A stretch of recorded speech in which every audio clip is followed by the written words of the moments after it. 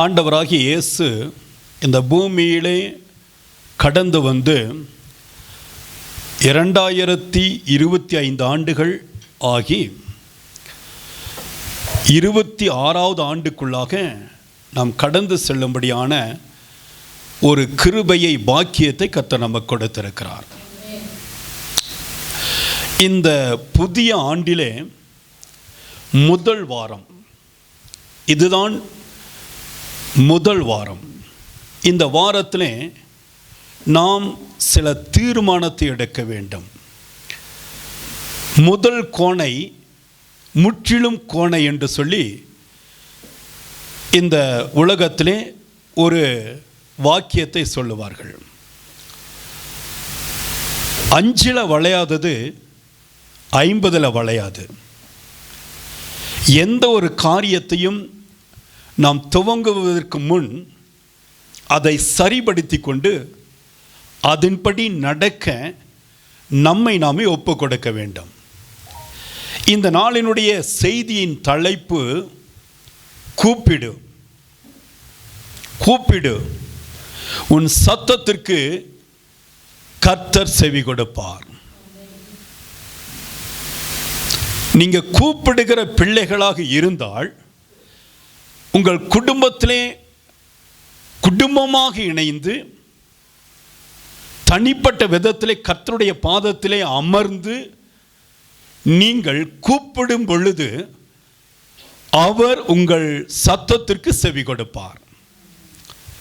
அரசாங்கத்திலே நமக்கு ஒரு நன்மை கிடைக்க வேண்டும், நமக்கு ஒரு காரியம் நடக்க வேண்டும் என்று சொன்னால் அரசாங்கத்தை நோக்கி நாம் கூப்பிட வேண்டும்.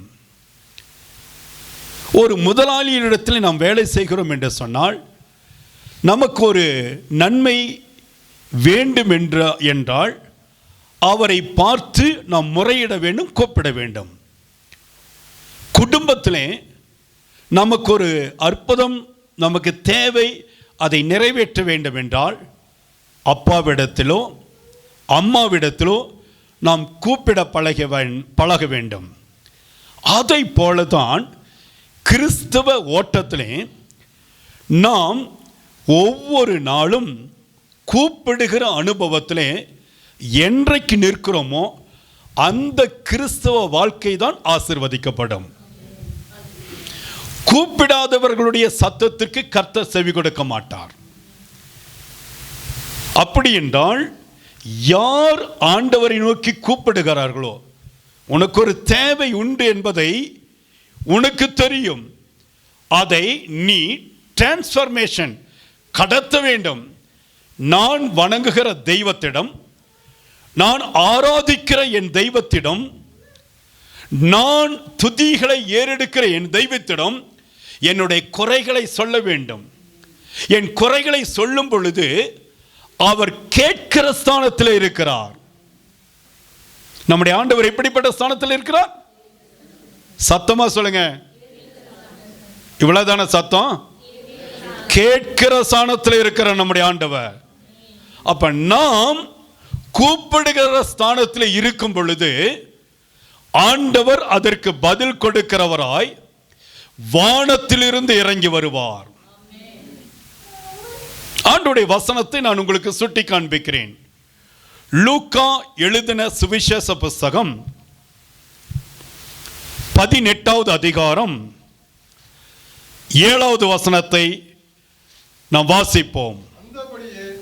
அந்தபடியே தேவன் தம்மை நோக்கி இரவும் பகலும் கூப்பிடுகிறவர்களாகிய தம்மால் தெரிந்து கொள்ளப்பட்டவர்களின் விஷயத்தில் நீடிய பொறுமையுள்ளவராயிருந்து அவர்களுக்கு நியாயம் செய்யாமல் இருப்பாரோ?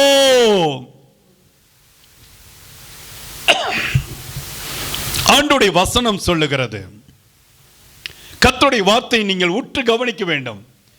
இந்த வசனத்தை நீங்கள் வாசிக்கும் பொழுது நிறுத்தி நிதானமாக அதனுடைய அர்த்தத்தை உள்வாங்கிக் கொண்டு எந்த ஒரு குடும்பம் கிறிஸ்தவர்கள் ஜெபிக்கிறார்களோ அவர்களுக்கு இந்த வார்த்தையின் வழியாய் கர்த்தர் தென்படுவார்.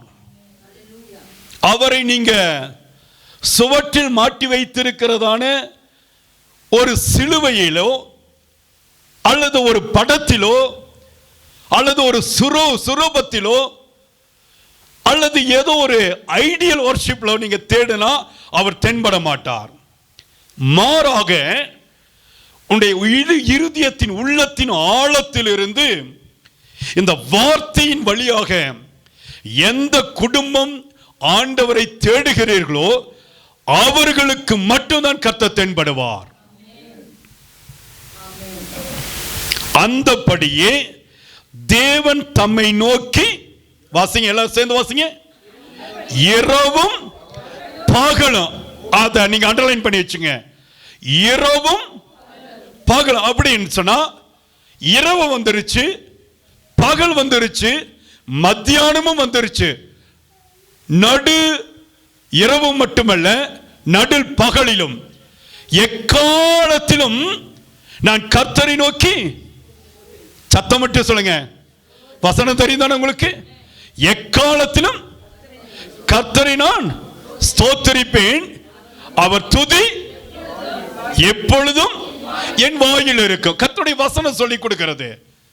அப்ப எந்த நேரத்திலும் நீங்கள் அவரை நோக்கி பார்த்து கூப்பிட பழக வேண்டும்.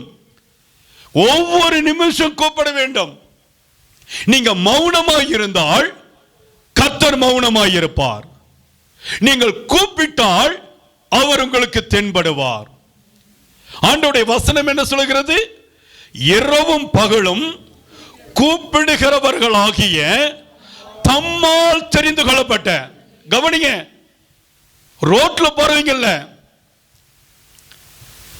உலகத்துல பாவம் செய்து கொண்டிருக்கிறவர்கள் அல்ல, உலகத்துல மனம் போன போக்கில் வாழ்கிறவர்களை கர்த்தர் சுட்டி காட்டவில்லை, தம்மால் தெரிந்து கொள்ளப்பட்டவர்களாகிய. அப்படி என்றால் கிறிஸ்துவுக்குள் கடந்து வந்து பாவத்தை வெறுத்து, அநியாயத்தை வெறுத்து, அசுத்தத்திலிருந்து விடுதலையாகி ரட்சிப்பின் அனுபவத்தை பெற்று திருச்சபைக்குள் கடந்து வந்து கர்த்தருடைய வருகைக்காக எதிர்பார்த்திருக்கிற தம்மால் தெரிந்து கொள்ளப்பட்ட அந்த நல்ல பொக்கிஷமாகிய அந்த நித்திய வாழ்வை எதிர்பார்த்திருக்கிற தம்மால் தெரிந்து கொள்ளப்பட்ட பிள்ளைகளுடைய விஷயத்தில், தேவனால் தெரிந்து கொள்ளப்பட்ட கர்த்தருடைய பிள்ளைகளுடைய விஷயத்தில் கர்த்தர் மனம் இறங்காமல் இருந்ததே கிடையாது. அப்படி என்றால் அந்த விஷயத்திலே ஆண்டவர் நீடிய பொறுமையுள்ளவராய் எதற்கு இருக்கிறார். சகோதரனே, சகோதரியே, இதனுடைய உட்பொருளை நீங்கள் அறிந்து கொள்ள வேண்டும்.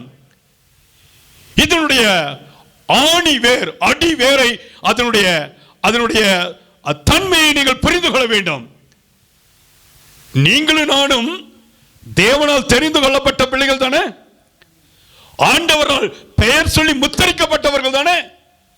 அப்படி இருக்கும் பொழுது நம்முடைய விஷயத்தில் ஏன் ஆண்டவர் நீடிய பொறுமையா இருக்கிறார்? அங்கே ஏதோ ஒரு காரியத்தை வைத்திருக்கிறார்.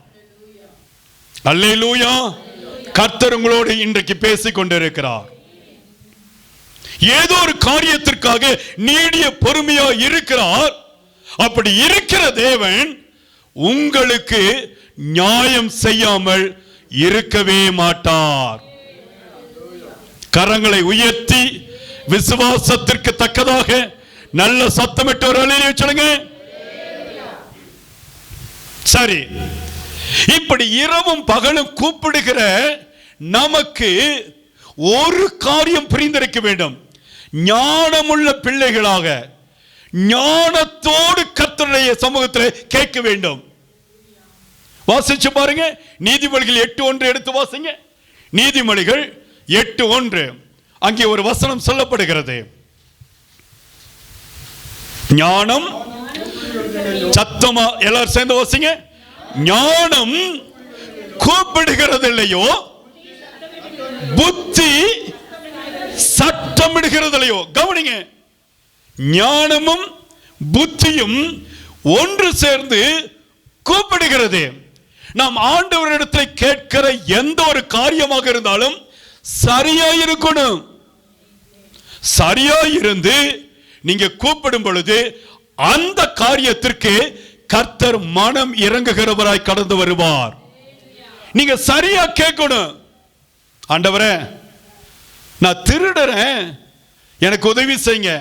இப்படி கேட்ட ஆண்டவர் உதவி செய்வாரா? சொல்லுங்க, கேட்ட உதவி செய்வாரா? நான் உலகத்துல பாவம் செய்யணும், எனக்கு உதவி செய்யுங்க, இப்படி கேட்டா ஆண்டவர் உதவி செய்வாரா? அப்ப கேட்பதிலே ஞானம் விளங்க வேண்டும்.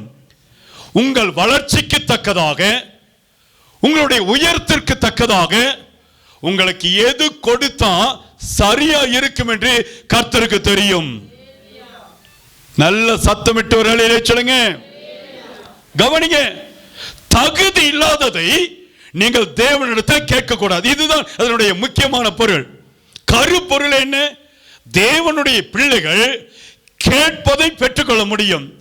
ஆனால் உங்களுடைய தகுதிக்கு தகுந்தவாறு, நான் எந்த உயரத்தில் இருக்கிறேன், எந்த காரியத்தில் எந்த அளவில் நான் அளக்கப்பட்டு இருக்கிறேன், எந்த சூழ்நிலையில் நான் நிற்கிறேன். நீங்க இப்ப போய் ஆண்டவரே எனக்கு ஒரு ஜெட் வாங்கணும், எனக்கு உதவி செய்ய கேட்ட கொடுப்பாரா? சொல்லுங்க. நான் இங்கிருந்து ராக்கெட்ல விண்வெளிக்கு போகணும்னு சொன்னேன், கொடுப்பாரா? அதற்குண்டான தகுதி உங்களிடத்தில் இருக்கிறதா? உங்களுடைய தகுதியை கர்த்தர் பார்க்கிறார். என்னுடைய தகுதியை கர்த்தர் பார்க்கிறார்.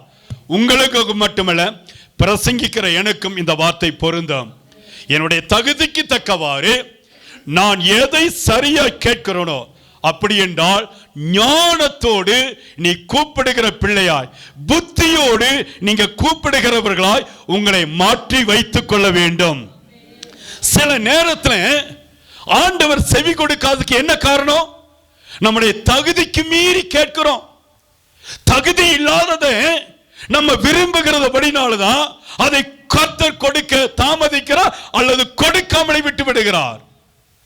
இது நிமித்தம் ஆண்டவர் எனக்கு எதுவும் செய்யல, ஆண்டவரின் சத்தத்திற்கு பதில் கொடுக்கலன்னு சொல்லி அவரை நீங்கள் எக்காரணத்திலும் எந்த சூழ்நிலையிலும் குற்றப்படுத்த விடவே முடியாது. குற்றப்படுத்த முடியாது ஆண்டவரை.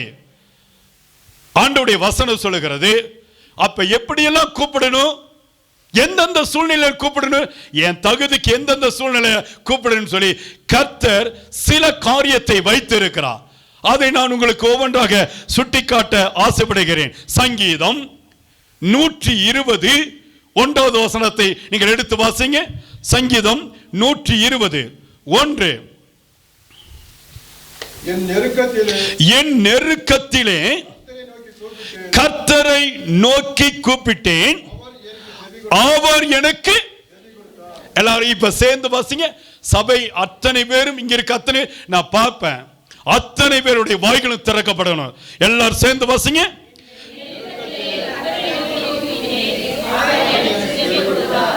ஏங்க செவி கொடுக்கிறாரு? ஏங்க செவி கொடுக்கிறாரு? பல நேரத்தில் நம்முடைய எண்ணங்கள் என்னவாக இருக்கிறது? ஆண்டவர் எனக்கு என் சத்தத்துக்கு செவியை கொடுக்கிறது இல்லை. நான் பல மாசம் பல மாதம் பல வருட கணக்காக நான் ஜெபிச்சுக்கிட்டு இருக்கிறேன், ஆண்டவர் எனக்கு செவி கொடுக்க மாட்டேங்கிறாரு. எங்கேயோ ஒரு இடத்துல ஒரு புள்ளி அளவில் ஒரு குறையை உன்னிடத்தில் கர்த்தர் பார்க்கிறார். நான் உங்களுக்கு சுட்டிக்காட்ட தேவையில்லை, மற்றவர்கள் உங்களுக்கு சுட்டிக்காட்ட தேவையில்லை. ஆனால் உங்களுடைய இருதயத்திற்கு உங்களுடைய குறை தெரிந்து கொண்டே இருக்கும். மற்றவர்களுக்கு உங்களுடைய குறை தெரியாது. மனுஷன் உங்க முகத்தை மட்டும்தான் பார்க்கிறான். ஆனா கர்த்தரோ உடைய இருதயத்தை ஆராய்ந்து அறிகிற தேவன். அவருக்கு தெரியும். ஒன்று அவருக்கு தெரியும், அடுத்ததாக உங்களுக்கு தெரியும். நீங்க எந்த எல்லையில குறையோடு நின்றுட்டு இருக்கிறீங்க, எந்த புள்ளியில உங்களிடத்துல குறை இருக்கிறது. அதனாலதான் இத்தனை நெருக்கம், இத்தனை பாடு, இத்தனை பிரச்சனை. இங்கே தாவீதுனுடைய அனுபவம் என்ன? என் நெருக்கத்திலே கர்த்தரை நோக்கி கூப்பிட்டேன். நீங்க சொல்ல முடியுமா? சபை சொல்ல முடியுமா? அருமையான தேவ பிள்ளையே, நெருக்கம் வரும் பொழுது நீ உலகத்தின் பலத்தை நம்ப கூடாது. நெருக்கம் வரும் பொழுது உன்னுடைய ஆள் பலத்தை நீ நம்ப கூடாது. நெருக்கம் வரும் பொழுது உன்னுடைய ஞானத்தை நீ நம்ப கூடாது. நெருக்கம் வரும் பொழுது உன்னுடைய படிப்பையோ அந்தஸ்தையோ நீ நம்பி இருப்பாய் என்று சொன்னால் நிச்சயம் நான் சொல்கிறேன், இந்த பலிபீடத்தில் இருந்து நீங்கள் தோற்று போவீர்கள். அப்ப ஆண்டவர் என்ன சொல்லிக் கொடுக்கிறார்? நெருக்கம் என்றைக்கு வருகிறதோ எல்லாருக்குமே நெருக்கம் வரும். எல்லா குடும்பத்திற்கும் நெருக்கம் வரும். எல்லா வாலிபனுக்கும், வாலிப தங்கச்சிக்கும், வயதானவர்களுக்கும், சகோதரருக்கு, சகோதரிக்கு, சிறு குழந்தைக்கு கூட நெருக்கம் வரும். அப்பொழுது ஆண்டவருடைய வசனம் என்ன சொல்கிறது? நெருக்கத்திலே தாவீதுடைய அனுபவம் என்ன? தாவீதுடைய அனுபவம் என்ன? கர்த்தரை நோக்கி கூப்பிடுகிறார்.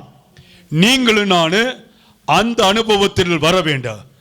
என் நெருக்கம் அதிகமாக இருக்கும் பொழுது நான் கர்த்தரை நோக்கி கூப்பிடுகிறேன். தாவீது அதற்கு பதில் சொல்லுகிறார், அவர் எனக்கு, சத்தமா சொல்லுங்க, செவி கொடுப்பார் என்றுக்கா, செவி கொடுத்தார் என்றுக்கா? அல்லேலூயா. பாஸ்ட் டென்ஸ், செவி கொடுத்தார். அல்லேலூயா, அல்லேலூயா. அருமையான தேவ பிள்ளைகளே, நெருக்கம் இருக்கிற சூழ்நிலைகளிலே நீங்க அங்கும் இங்கும் அலையாதிருங்க. நெருக்கம் வருகிற நிலையிலே நீங்கள் உங்களுடைய கண்களை எங்கும் அலைய விடாதிருங்க. நெருக்கத்தில் கர்த்தரை நோக்கி கூப்பிட பழகுங்க. இந்த வருஷத்தினுடைய முதல் வாரம், முதல் நாளில் இருந்து உங்களுடைய அனுபவம் கர்த்தரையே நோக்கி கூப்பிடுங்க. அல்லேலூயா. வருஷத்தின் ஆரம்பத்தில் இருந்து இதை நீங்கள் இப்பொழுது இருந்து அபியாசப்படுத்துங்க. குழந்தை பிறக்குது. குழந்தை பிறக்கும் பொழுது நம்ம ஒரு தீர்மானம் எடுக்கிறோம், என் குழந்தைய நல்லா படிக்க வைக்கணும், நல்ல பழக்க வழக்கத்தோடு அவனை பயிற்று வைக்கணும், ஒழுக்கத்தை கற்றுக் கொடுக்கணும், என் குழந்தைக்கு நல்ல சுபாவத்தை கற்றுக் கொடுக்கணும். எந்த ஒரு தாயாவது என் மகனை திருடனா நான் அவனை மாத்தணும்னு சொல்லி சொல்றீங்களா? எந்த ஒரு தாயாவது, எந்த ஒரு பெற்றோராவது என் பையன் இந்த உலகத்துல பாவியா மாறும்னு சொல்லி சொல்றீங்களா? கிடையாது.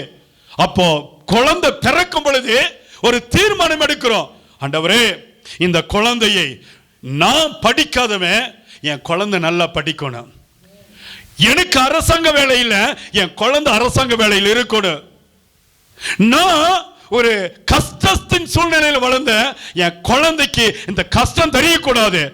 தீர்மானம் எடுக்கிறோம்ல தீர்மானம்.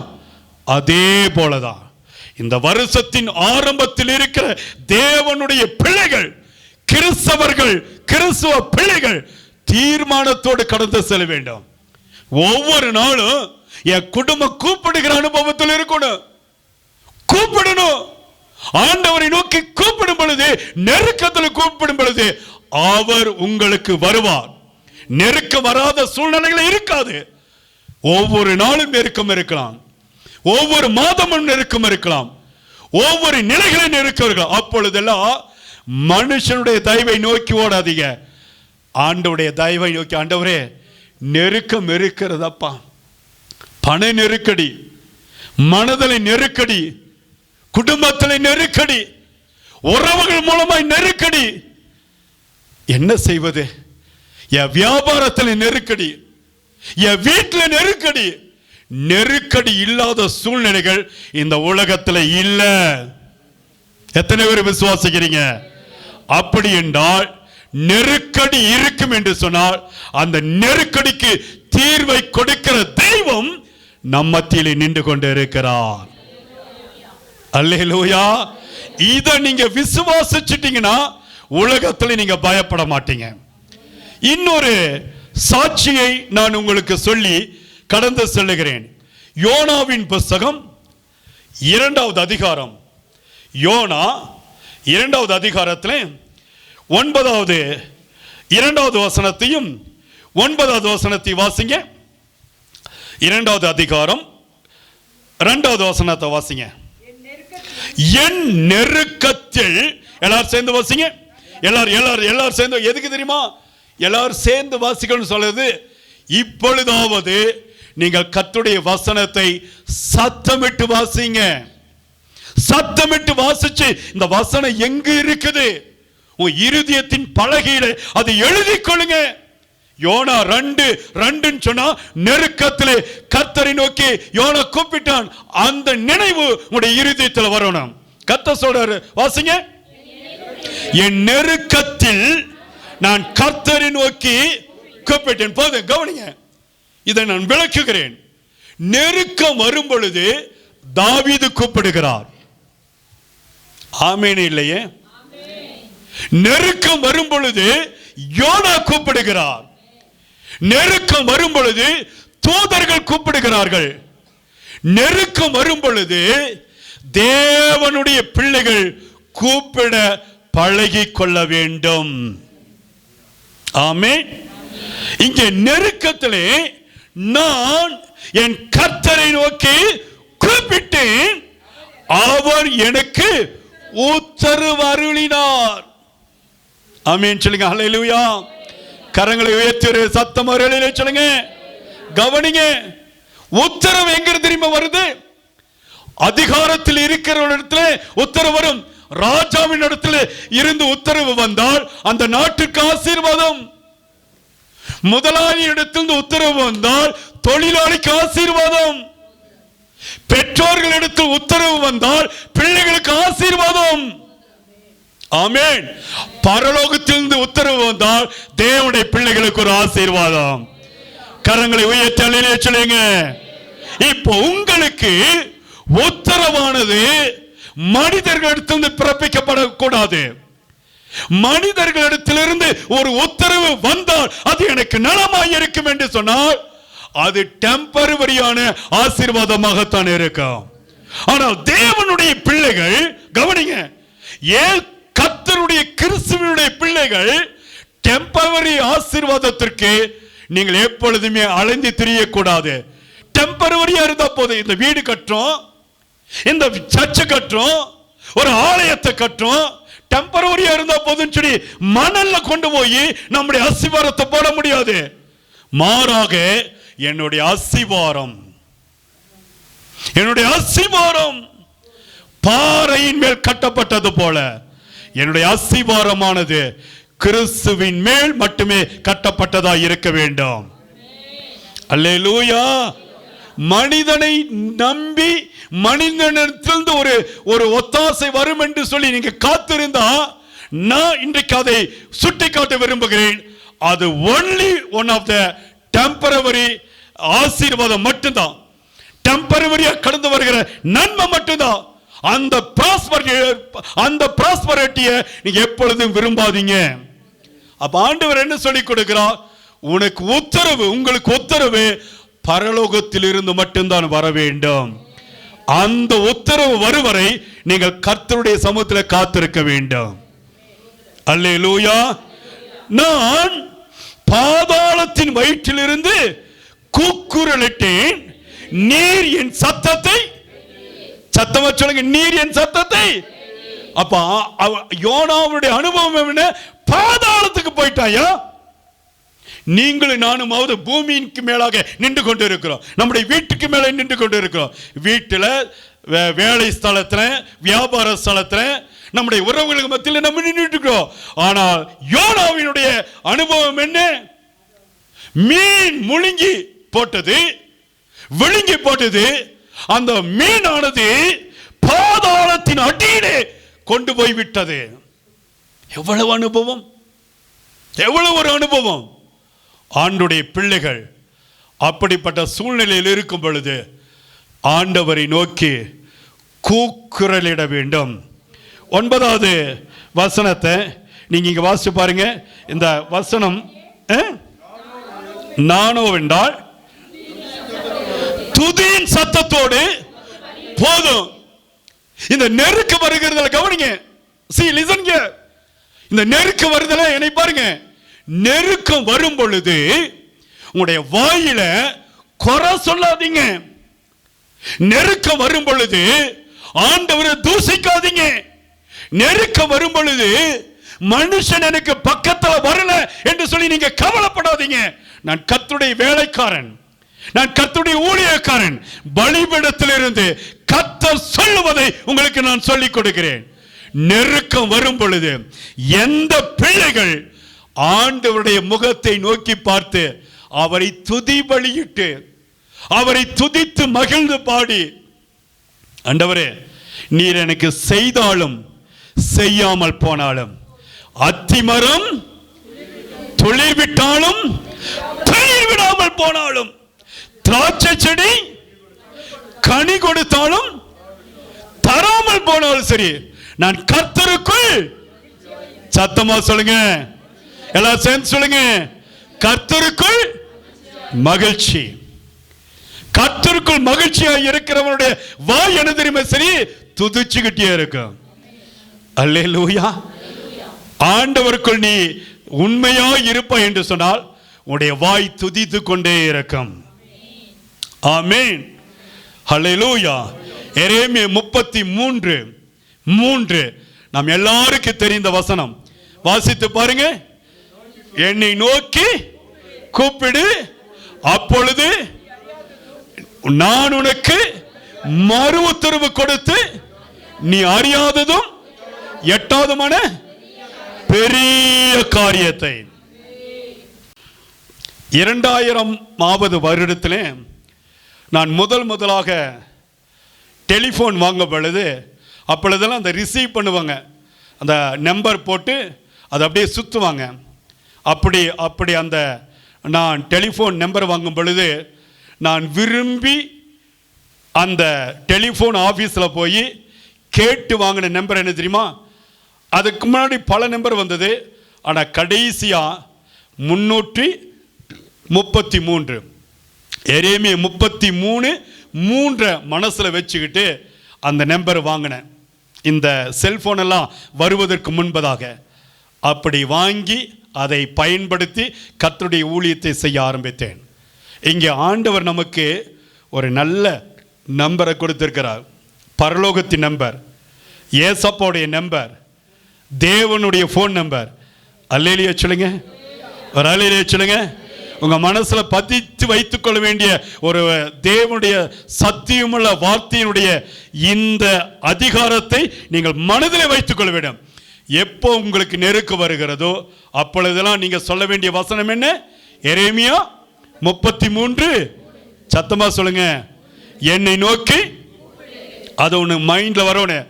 அப்பொழுது நான் உனக்கு மறு உத்தரவு கொடுத்து நீ அறியாததும் எட்டாவதுமான. அப்போ ஆண்டவர் சொல்ற, நீ அறிந்து கொள்ளாதது எட்டாத ஒரு காரியம். இது எட்டா கனிங்கிறாங்களே, இதெல்லாம் உனக்கு கிடைக்காதுன்னு சொல்றாங்களே, இயற்கை அப்பாற்பட்ட ஒரு அற்புதம் சொல்றாங்களே, இது உங்களுக்கு சாத்தியமாகும். அல்லேலூயா, அல்லேலூயா. எப்பொழுது தெரியுமா? ஆண்டவருடைய சமூகத்தை நோக்கி நீங்க எதையெல்லாம் கேட்டு கூப்பிடுறீங்களோ அதை சாத்தியப்படுத்துகிற தெய்வம் இன்றைக்கு உங்கள் நடுவில் நின்று கொண்டிருக்கிறார். அல்லேலூயா. ஏசாயா தீர்க்க தரிசன புத்தகம் ஒரு வசனத்தை உங்களுக்கு நான் சுட்டிக்காட்ட ஆசை. 30வது அதிகாரம் 19 நீங்க வாசிங்க. 19, 21, 23 3 வசனத்தை வாசிங்க. சியோனை சேர்ந்த ஜனங்கள். ஏசாயா 30, 19 வாசிங்க. சியோனை சேர்ந்த ஜனங்கள் எருசலேமில் வாசமாயிருப்பார்கள். கவனிங்க, இந்த வசனத்தை இப்படி மாத்தி சொல்லலாமா? எனக்கு கர்த்தர் இந்த காரியத்தை வெளிப்படுத்துகிறார்.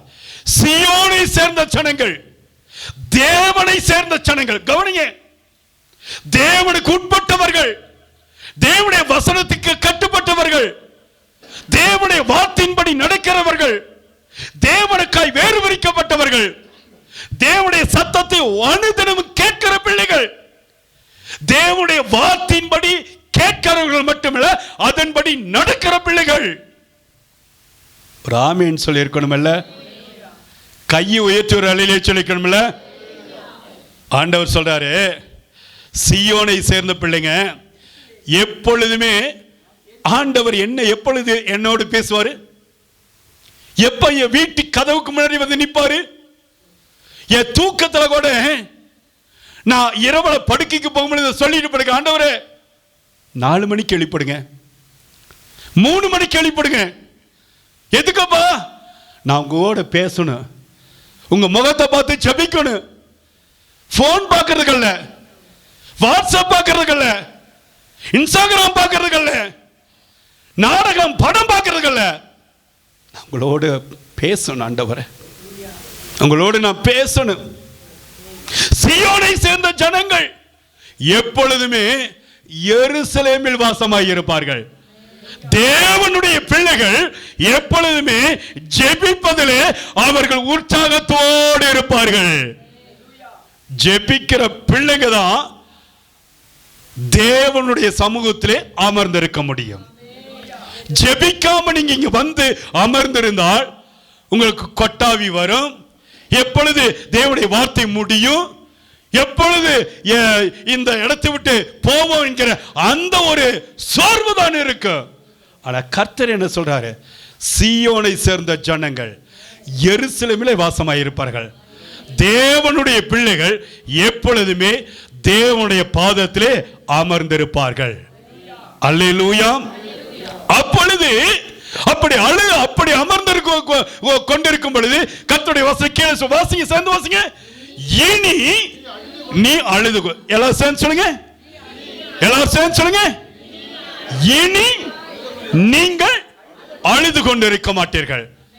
அல்லேலூயா. நான் சொல்றையா, போன வருஷத்தோடு உன்னுடைய கண்ணீர் எல்லாம் மாறிடுச்சு. போன வருஷத்தோடு உன்னுடைய துக்கத்தின் நாட்கள் எல்லாம் மாறிடுச்சு.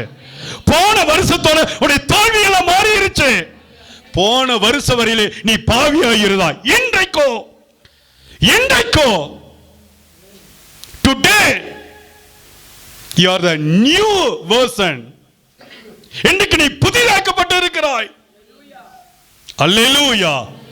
ஆண்டவர் சொல்றாரு, உடைய பழைய காலம் எல்லாம் முடிந்து விட்டது, நீ புதிய அத்தியாயத்திற்குள் வந்திருக்கிறாய். ஒருவேளை வியாதி இருக்கலாம், உடைய தோல்வி இருக்கலாம், அது இருக்கிற மாதிரி தான் தெரியும், ஆனா வியாதி உன்னை சேதப்படுத்தாது. நான் விசுவாசத்தோட சொல்றேன், விசுவாசிக்கிற பிள்ளைங்க கரங்களை உயர்த்தி அல்லேலூயா. இந்த வியாதி உன்னை மரணத்துக்கு நேராக கொண்டு போகாது. இந்த தோல்வி உன்னை பாதாளத்துக்கு நேராக கொண்டு போகாது. இந்த பாடு உனக்கு எப்பொழுதுமே இருந்து கொண்டிருக்காது. அது போன ஆண்டோடு முடிந்து விட்டது. இன்றைக்கோ நீங்களும் நானும் செய்ய வேண்டிய காரியம், தேவனுடைய ஆலயத்தில் ஒரு தீர்மானம் எடுக்கணும். இனி நான் கூப்பிட பழகி கொள்ள வேண்டும். அல்லேலூயா. கூப்பிட்டா தான் ஒரு அற்புதம் நடக்கும். ரோட்ல போயிட்டு இருக்காங்க, அவங்ககிட்ட ஏதோ ஒரு காரியத்தை சொல்லணும்னு சொன்னா கூப்பிடணும், சத்தமிட்டு கூப்பிடணும். அப்பதான் அவங்க திரும்பி பார்ப்பாங்க. நீ ஜாடகம் வச்சான், கையாசச்சான், சும்மா வேடிக்கை பார்த்துட்டு இருந்தா, அங்க நின்று அவரையே விட்டு பார்த்துட்டு இருந்தா எது நடக்காது. கூப்பிடணும், வாய்களை திறந்து சத்தமிட்டு கூப்பிடணும்.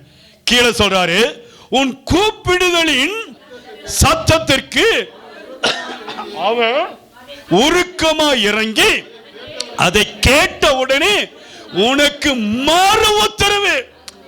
ரொம்ப அழகா இருக்கல அந்த வசனம், ரொம்ப அழகா இருக்கல. எல்லாரும் சேர்ந்து வாசிங்க.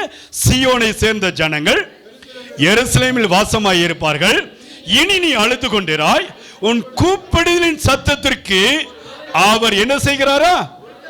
உருகிறாரையா, உருகிறாரையா. அல்லேலூயா சொல்லுங்க. ஐஸ்கிரீம் இருக்குல்ல, ஐஸ்கிரீம் நம்ம வாங்கி கையில் வைக்கிறோம். ரொம்ப நேரம் நீங்க கையில் வச்சு பாருங்க, அது என்ன செய்யுது?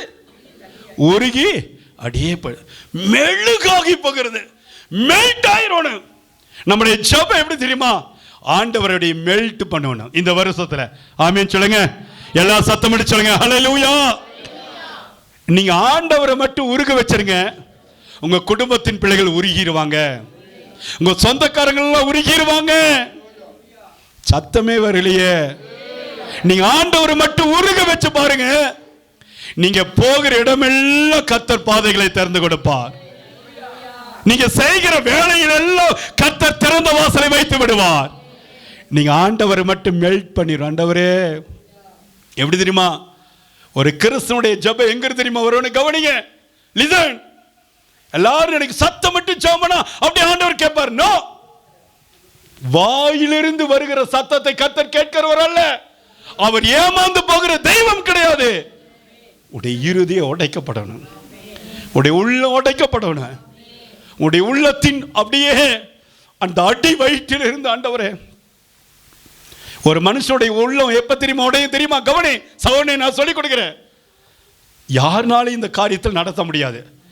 எல்லாம் முடிஞ்சு போயிருச்சு, எண்டுக்கு நான் வந்துட்டேன், இனி நடக்காது.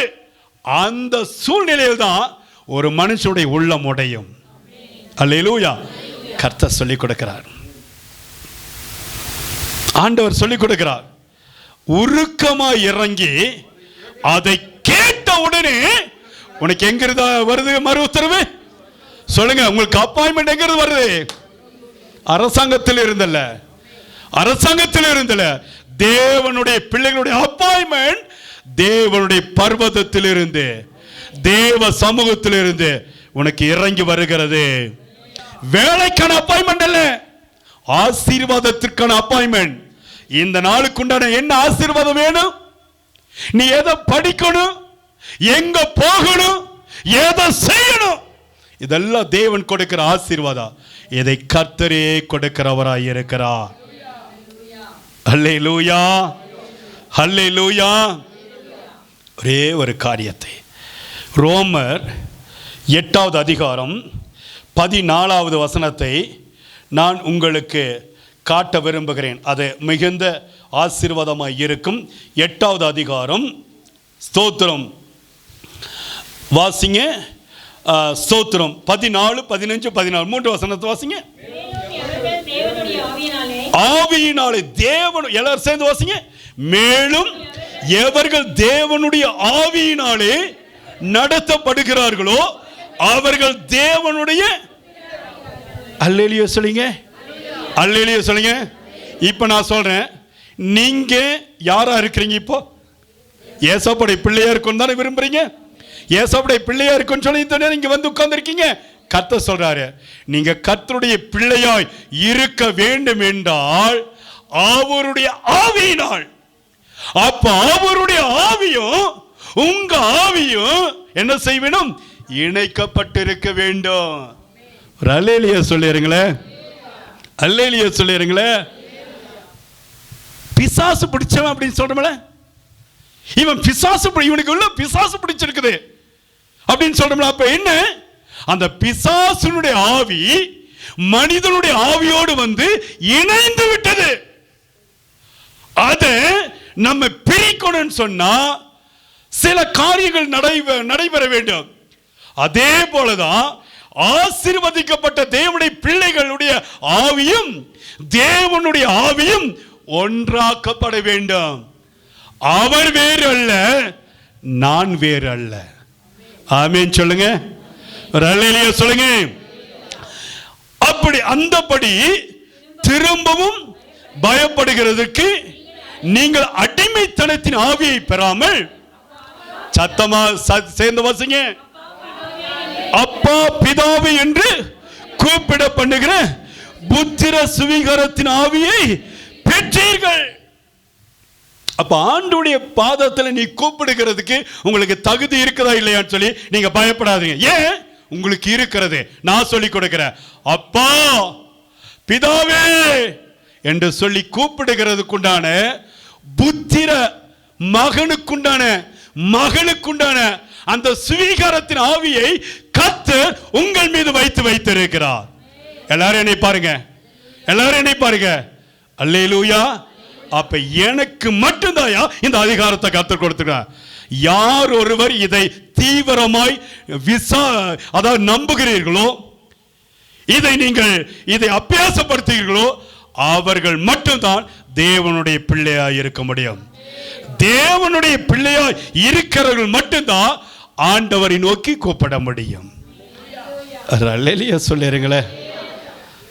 கோர்ட்ல கேஸ் வருது, நீதிபதிகிட்ட போய் ஒரு கேஸ் கொடுக்கிறோம், கேஸ் ஃபைல் பண்றோம். ஜட்ஜிட்ட போய் சொல்ல முடியுமா, ஐயா எனக்கு இந்த பக்கத்து வீட்டுக்காரன் அவன் வீட்டை எனக்கு எழுதி தர மாட்டேங்கிறான், எனக்கு நீங்க நியாயம் செய்யுங்க, சொல்லு, நியாயம் கிடைக்குமா? சொல்லுங்க சொல்லுங்க. பக்கத்து வீட்டுக்காரன் போய் நியாயம் கேட்டா கிடைக்குமா? பக்கத்து வீட்டுக்கு அந்த இடம் வேணும், உனக்கு சொந்தமானது என்ன? ஆண்டவருடைய வசனம் 16வது வசனம் வாசிக்கிற பாருங்க. நாம் தேவனுடைய பிள்ளைகளாய் இருக்கிறோம் என்று ஆவியானவர் தாமே நம்முடைய ஆவியுடனே கூட. சொந்த பிள்ளைங்க தான் சொந்த அப்பாட்ட போய் உரிமை கொண்டாட முடியும். ஆமென் சொல்லி இருக்கணும்ல. தேவனுடைய நல்ல வார்த்தை வரும்போது நீ ஆமென் சொல்லணும்ல. சொந்த பிள்ளைங்க தான் சொந்த அப்பாட்ட போய் உரிமை கொண்டாடு. தேவனுடைய பிள்ளைகள் தான் தேவனிடத்துல போய் உரிமை கொண்டாட முடியாது. அதனால்தான் கர்த்தர் உங்களுக்கு அப்பா பிதாவே என்று சொல்லி கூப்பிடுகிறதான புத்திர சுவிகாரத்தின் ஆவியை உங்களுக்காக கர்த்தர் வைத்திருக்கிறார். அல்லேலூயா. ஒரு நெருக்க ஒரு மனுஷனுக்கு வந்துச்சு. அவனுடைய பெயர் பேதுரு. பேதுரு விசுவாசத்தில் உறுதியா இருக்கும் பொழுது அவன் அடிச்சுக்கிறதுக்கு ஆளே கிடையாது. தம்பி தங்கச்சி, ஒன்றை மட்டும் கவனிங்க. நீ ஆண்டுடைய சமூகத்தில் உன்னை அடிச்சுக்கிறதுக்கு ஆளே இருக்கக்கூடாதுன்னு சொன்னா உன்னுடைய விசுவாசத்தின் ரேங்க் எப்படி தெரியுமா இருக்கணும்? 100க்கு 100 இருக்கணும். அல்லேலூயா அல்லேலூயா. ஒரே நேரத்தில் 2 எஜமானர்களுக்கு வேலை செய்யாதீங்க. 2 இடத்துல நீங்க இருந்து இருக்காதீங்க. அது ஆத்துல ஒரு கால் சேத்துல ஒரு கால் ஏதோ ஒரு இடத்துல உன்னை இழுத்துட்டு போயிடும். நீ ஒன்று இருந்த ஆண்டவருடைய பாதத்தில் இரு, இல்லாட்டி உலகத்தின் பாதத்தில் போயிடு. இப்போ கூட ஒன்று காலம் போயிடல, இப்போ ஒன்று நேரம் போயிடல. ஒன்று நீங்கள் இருந்தால் இங்கே இருந்து ஆண்டவருடைய பாதத்தில் நீ பழகிக்கொள். அப்படி இல்லை உலகத்தில் தான் இருப்ப, நீ அங்கே போயிடு. ஆண்டவர் உன்னை கட்டுப்படுத்த மாட்டார். ஆண்டவர் உன்னை பிடித்து இழுத்து நிறுத்தி வைக்க மாட்டார். நான் இப்படித்தான் அழிஞ்சு போவேன்னு சொன்னால் அதை யாராலும் தடுக்க முடியாது. ஆனால் ஆண்டவருடைய பாதத்தில் வந்து நான் சரியா இருப்பேன்னு சொல்லி ஒரு தீர்மானம் எடுத்தா கர்த்தர் உன்னை காப்பாற்றுவார். அல்லேலூயா. மத்தேயு எழுதின சுவிசேஷ புத்தகம், மத்தேயு எழுதின சுவிசேஷ புத்தகம் ஒரு வசனத்தை உங்களுக்கு காண்பிக்கிறேன், ஒன்றை காண்பிக்கிறேன். அதை நீங்கள் படிச்சிங்கன்னா உங்களுக்கு அது புரியும். 14வது அதிகாரம் 28, 29, 30 3 வசனத்தை இங்கே வாசிச்சிங்கன்னா நம்முடைய சூழ்நிலை என்ன என்று புரியும். பேதுரு அவர் யாரை நோக்கி, அவரை சொன்னா அங்க என்ன யாருங்க? இயேசுவை நோக்கி, ஆண்டவரை நோக்கி, ஆண்டவரே எல்லாரும் சேர்ந்து வாசி, நீரேயானால் நான் ஜலத்தின் மேல் நடந்து உம்மிடத்தில் வர கட்டளையிடும். அல்லேலூயா. பயங்கரமான கொந்தளிக்கிற ஒரு கடல், தண்ணீர் ஆழம் நிறைந்த ஒரு பகுதி. பேதுரு நின்று கொண்டு இருக்கிறார், தேவனும் அங்கே நின்று கொண்டு இருக்கிறார், இயேசு நின்று கொண்டு இருக்கிறார். பேதுரு சொல்றாரு, முடியாத ஒரு காரியத்தை ஆண்டவர் இடத்துல கேட்கிறார். உங்களால முடியுமா? என்னால முடியுமா? இயற்கைக்கு அப்பாற்பட்ட ஒரு காரியத்தை, சத்தம் போடாதீங்க, இயற்கைக்கு அப்பாற்பட்ட ஒரு காரியத்தை கர்த்தர் கேட்கிறார். பேதுரு கேட்கிறார், என்ன ஆண்டவரே, நீரேயானால் நான் இந்த ஜலத்தின் மீது நடந்து வர உதவி செய்ய. அதற்கு இயேசு மறு உத்தரவு கொடுக்கிறார். சேர்ந்து வாசிங்க. அதற்கு அவர் வா, எல்லாரும் சேர்ந்து சொல்லுங்க, வா என்றார். அப்பொழுது பேதுரு படவை விட்டிறங்கி இயேசுவின் இடத்தில் போக ஜலத்தின் மேல் நடந்தான். நடக்கிறான், ஆண்டுடைய முகத்தை நோக்கி பார்க்கிறான். ஆண்டுடைய முகத்தை நோக்கி பார்க்கும் பொழுது இவனுக்குள் விசுவாசம் பெருக்கெடுத்து ஓடுகிறது. என் இயேசு கூட இருக்கும் பொழுது நான் எப்படி அமிழ்தமாக முடியும்? இயேசு என் கூட இருக்கும் பொழுது எப்படி பிசாசு என்னுடைய உயிரை எடுக்க முடியும்? பிசாசுக்கு அதிகாரம் இல்லை, இயேசு என் பக்கத்தில் இருக்கும் பொழுது எப்படி இந்த பிரச்சனை பாடுகள் என்னை அமிழ்த்து விட முடியும்? இந்த விசுவாசம் ஒவ்வொரு தேவனுடைய பிள்ளைகளுக்கு இருக்கணும். அல்லேலூயா. எனக்கு படிப்பு வரல, ஞானம் இல்ல, படிக்கிறது கான்சன்ட்ரேஷனை வைக்க முடியல, என் மைண்ட்ல நிக்கல, சொல்லாதீங்க. இயேசு கூட இருந்தா உனக்கு கான்சன்ட்ரேஷன் தானா வரும். இயேசு கூட இருந்தா நீ சரியாய் படிப்பாய். இயேசு கூட இருந்தா நீ சரியாய் நடப்பாய். அல்லேலூயா. இப்ப சரியாய் ஆண்டவருடைய முகத்தை பார்க்கிறான் பேதுரு. கடலை பார்க்கல, அலைய பார்க்கல, ஜலத்தை பார்க்கல, அந்த சூழ்நிலையை பார்க்கல, ஆண்டவருடைய முகத்தை மட்டும் பார்க்கிறான். நடக்க ஆரம்பித்தான். அல்லேலூயா. அப்பொழுது வாசிங்க 30வது வசனத்தை. காற்று பலமாய் இருக்கிறதை கண்டு பயந்து அமிழ்ந்து போகையில் ஆண்டவரே என்னை ரட்சியும் என்று கூப்பிட்டான். இந்த அனுபவம் தாயா இந்த கடைசி கால கிறிஸ்தவர்களிடத்தில் அதிகமாய் காணப்படுகிறது. இயேசுடைய முகத்தை பார்க்கிற வரையில நான் பயப்படாம என் குடும்பம் ஸ்மூத்தா போயிட்டு இருந்துச்சு. தேவைகளை கர்த்தரே சந்தித்தார். அந்த மாதத்தினுடைய தேவைகளை கர்த்தர் சந்தித்தார். நீ என்னைக்கு ஆண்டவர் கொடுத்தாயோ அதுவரையில் ஆசீர்வாதமாய் இருந்தார். என்னைக்கு கொடுக்கிறத நிறுத்தினாயோ அன்றைக்கு தரித்திரம் வந்தது. எத்தனை பணம் வந்தாலும் உன் கையில தங்காம போறதுக்கு என்ன காரணம்? தேவன் உன்னோடு பேசிக்கொண்டே இருக்கிறார். நீ ஆண்டவரை வஞ்சித்த, ஆண்டவர் உன்னை வஞ்சிக்க ஆரம்பித்த. என்னைக்கு ஆண்டுடைய முகத்தை பார்த்து நான் என்ன தெரியுமா செய்வேன்? முதல் நாள் எந்திரிச்சு பட்ஜெட் போடுவேன். என்னுடைய ஊழியத்தின் பழக்கம், என் குடும்பத்தின் பழக்கம்.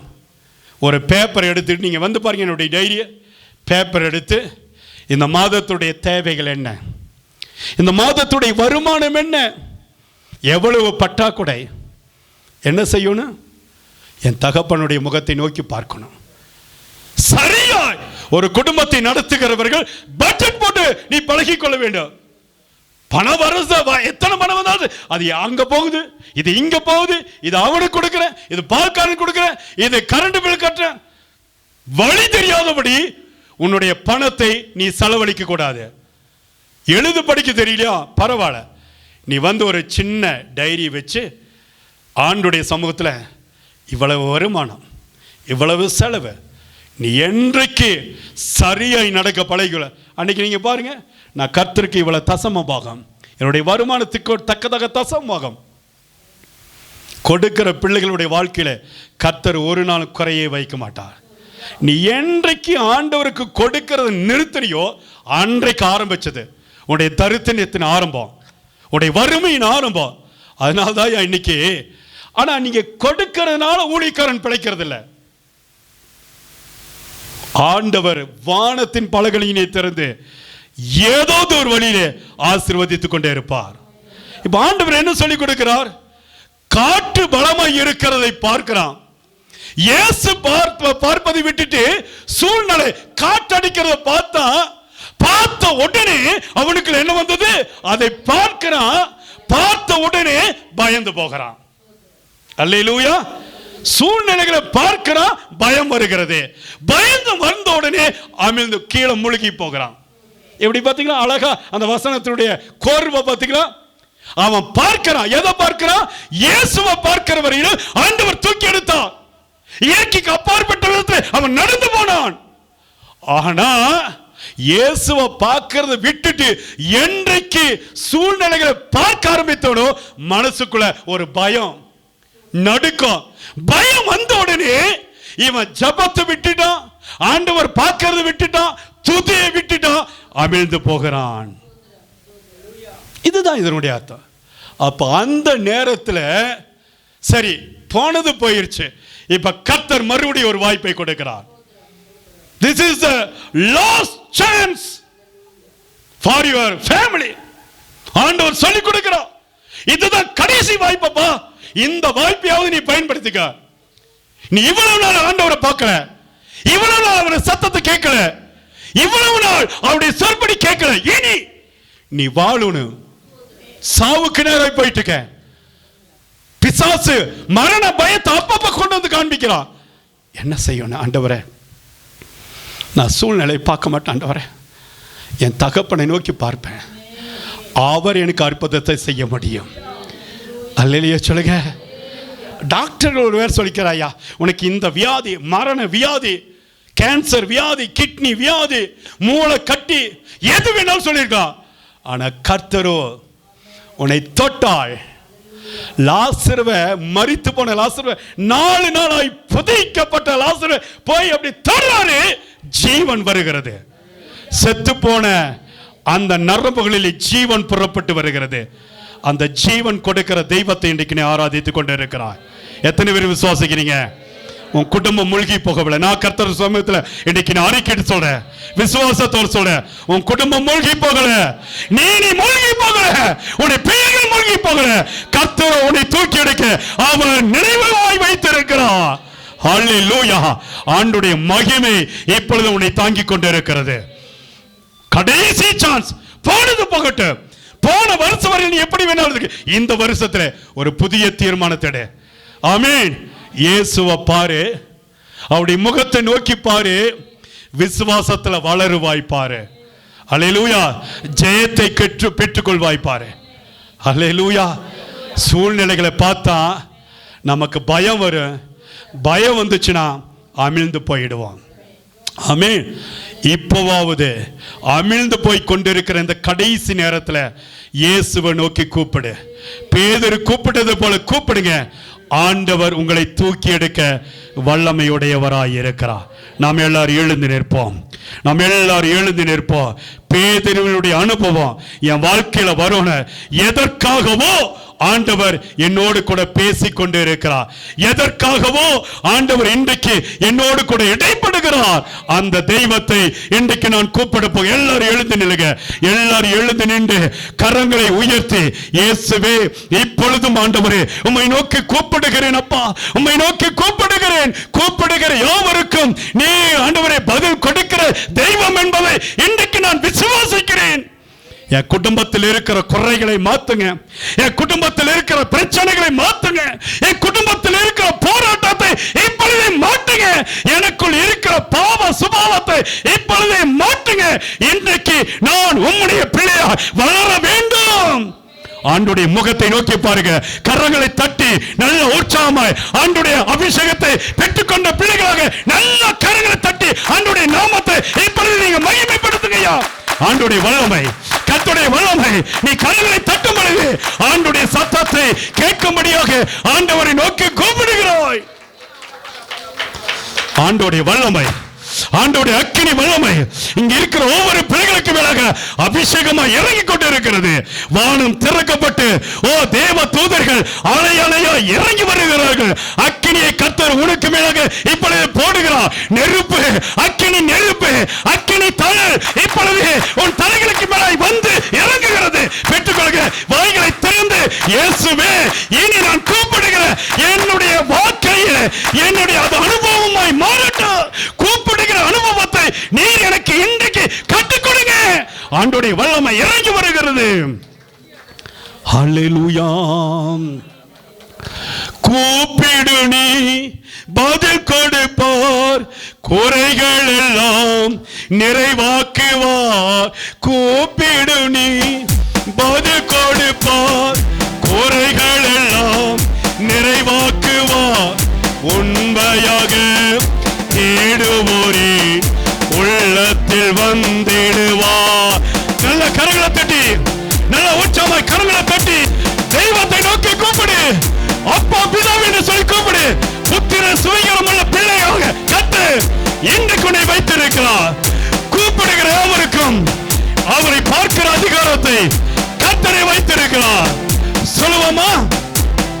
இயேசுவை நோக்கி சொல்லுவோமா? கூப்பிடுங்க.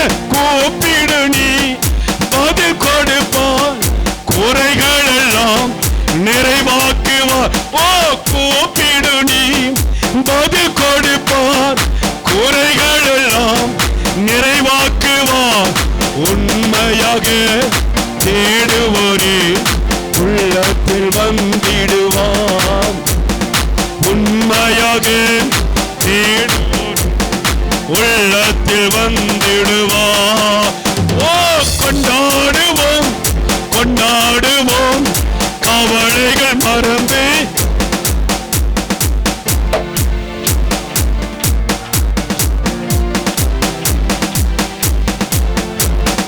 நம்ம இயேசு ராஜா வந்திருக்கிறார். எல்லோரும் கொண்டாடுவோம், கைதட்டி நாம் பாடுவோம். நம்ம இயேசு ராஜா வந்திருக்கிறார். எல்லோரும் கொண்டாடுவோம், கைதட்டி நாம் பாடுவோம். மனதுருக்கம் உடையவரே, மன்னிப்பது வல்லளவு. இதுவரை செய்த எல்லா பாவங்களையும் மன்னிக்க வல்லமையுடைய தேவன் இன்றைக்கு உங்கள் நடுவில் நின்று கொண்டிருக்கிறார். மனதுருக்கத்தோடு அவர் வந்திருக்கிறார். அந்த தெய்வத்தை இப்பொழுது நீ கூப்பிடு. ஆண்டவரே, கடந்த வருஷத்தில் நான் செய்த பாவங்கள், கடந்த நாட்களில் நான் செய்த பாவங்கள், அக்கிரம அநியாயங்களை கர்த்தர் மன்னித்து மனதுருக்கத்தோடு இப்பொழுது என் நடுவில் கடந்து வந்து நீர் எனக்காக கிரியை செய்யும். மனதுருக்கம் உடையவரே, மன்னிப்பது வல்லவர். ஓ மனதுருக்கம் உடையவரே, மன்னிப்பது வல்லவர். உன்னினைவாய் இருக்கின்றார், ஓடிவா என் மகனே. ஓ உன்னினைவாய் இருக்கின்றார், ஓடிவா என் மகனே. கொண்டாடுவோம் கொண்டாடுவோம், கவலைகள் மறந்து நாம் பாடுவோம். கொண்டாடுவோம் கொண்டாடுவோம், கவலைகள் மறந்து நாம் பாடுவோம். நம்ம இயேசு ராஜா வந்திருக்கிறார். எல்லோரும் கொண்டாடுவோம், கைதட்டி நாம் பாடுவோம். நம்ம இயேசு ராஜா வந்திருக்கிறார். எல்லோரும் கொண்டாடுவோம்.